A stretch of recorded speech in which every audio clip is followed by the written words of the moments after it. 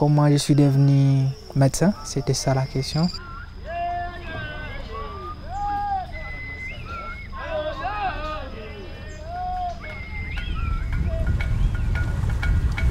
Je suis Innocent Kouniouana.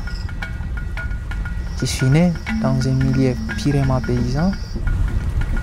Le sixième était dans la famille. Mon père a toujours lutté comme ma mère pour qu'on étudie nous tous. Il n'y avait plus de budget pour que nous tous nous soyons scolarisés. On habitait à 7 km de cette école. Donc il fallait marcher presque 2 heures aller, 2 heures retour, chaque matin, chaque soir. À la 4e année, je croise une religieuse qui nous donne cours de mathématiques et de physique. Elle est très contente de mes résultats, elle m'offre un stylo. Et depuis qu'elle me donne ce stylo, donc, ça devient de plus en plus de stimuli pour moi. Bonjour, comment ça va? Oui, ça va bien. Hydratation sur le grossesse. Elle est enceinte. Oui, elle est enceinte. Là, la grossesse n'est pas encore à terme. Le médecin, c'est quand tu as confiance de ce que tu es en train de faire. Mais ce qui me rend plus fier de cette carrière, c'est lorsque tu apportes un soulagement à quelqu'un qui en a besoin.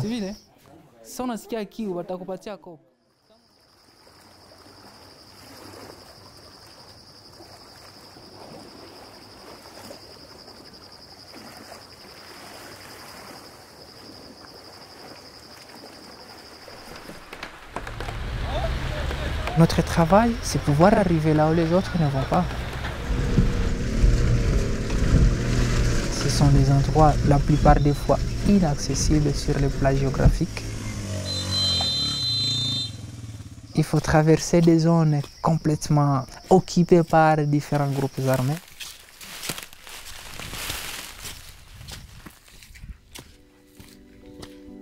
J'ai vu plusieurs maisons brûlées. Des gens qui se sont déplacés en dehors de chez eux. Des gens qui manquent exactement les sourires de vivre. Ça a été pour moi un moment très difficile. Mais c'est ça le travail de RUSC. Tout ce qui est épidémie, catastrophe naturelle, tout ce qui est situation de violence, même violence physique.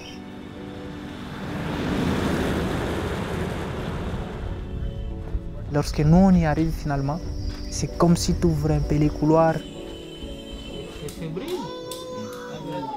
On se retrouve très fiers de pouvoir soulager finalement la population.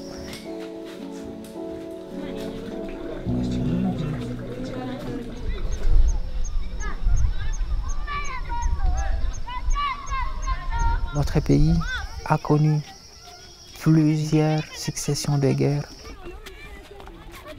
Plusieurs enfants de mon âge ont été dans des groupes armés par force.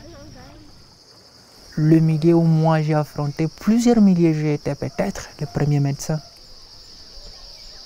Mais je reste optimiste. Je crois fermement que ça va changer. Et je crois que je serai encore en vie pour pouvoir vivre ces changements.